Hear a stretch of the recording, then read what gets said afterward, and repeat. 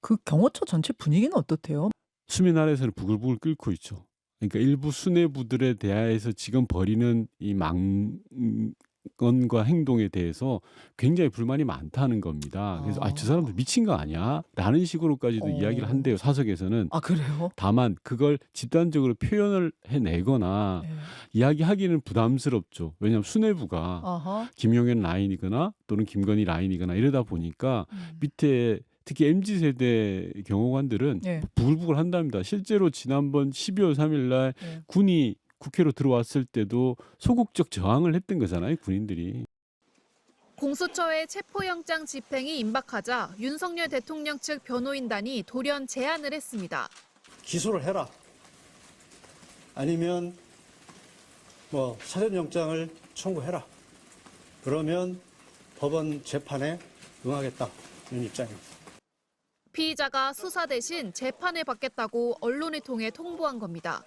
그러면서 서울중앙지법에 청구해야 응하겠다는 단서도 달았습니다.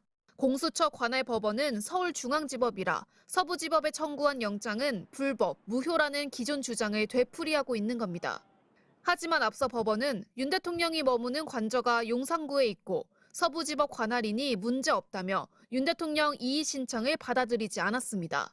대법관인 천대엽 법원행정처장도 사법 절차 내에서 다투고 적법한 절차에 따라 이뤄진 재판 결과에 대해서는 승복하는 게 법치주의를 지탱하는 근본 동인이라고 강조했습니다.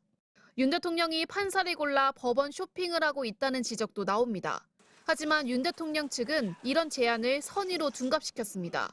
고생하는 경찰들이나 경호처 직원들 이런 희생을 더 이상 볼 수 없다는 입장에서 한 발 물러선 것으로 선의로 해석해 주시면 좋겠습니다. 그러면서도 경찰 특공대나 기동대를 체포에 동원하면 내란이라고 주장했습니다. 대통령을 이렇게 일방적으로 불법을 자행하면서 꼭 체포영장을 집행하겠다는 것은 저는 내란이라고 봅니다. 윤 대통령 자신이 출석 요구에 수차례 응하지 않고 관저에 숨어 체포영장을 거부하면서 생긴 일인데 계속해서 적반하장식 주장을 이어가고 있습니다. MBC 뉴스 김현수입니다. 오늘 아침 포착된 서울 한남동 대통령 관저 입구 모습입니다. 철문 앞 도로 쪽에도 가로로 대형 버스 한 대가 서 있고 철문 뒤 관저로 향하는 길목에는 버스 3대가 세워져 통행을 막고 있습니다. 고위공직자범죄수사처가 윤석열 대통령 체포를 처음 시도했던 지난 3일과 비교하면 버스를 늘려 겹겹이 입구를 틀어막은 겁니다.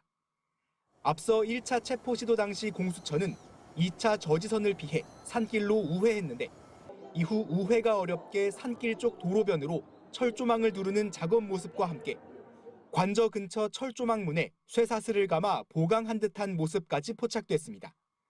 본관 건물로 향하는 길목마다 방어를 강화하며 관저 전체를 사실상 요새처럼 만든 겁니다. 차벽을 치고 철조망을 친다는 이야기는 불안하다는 의사표시죠. 자신감이 없다는 뜻입니다.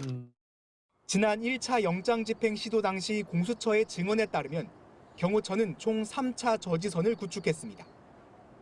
경호처가 한층 더 저지선을 강화했다면 대형 버스 차벽에 경호처 직원들을 배치해 빈틈을 막고 숲길 우회로를 차단한 만큼 1차 저지 때 동원했던 소형 전술 차량 등 도로 곳곳에 차량을 세워 바리케이트를 만들었을 것으로 예상됩니다.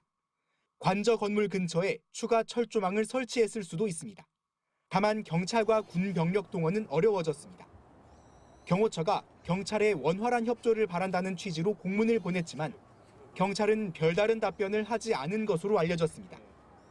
국방부도 1차 체포영장 집행 무산 이후 군병력은 외곽 경계 등 임무에 맞게 운용하라고 경호처에 재차 요구했습니다.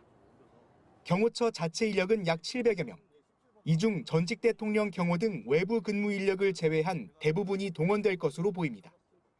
야당은 경호처가 성렬산성을 쌓았다고 비판하며 국민과 헌법 질서에 맞서는 건 반역이라고 경고했습니다. MBC 뉴스 송희표입니다.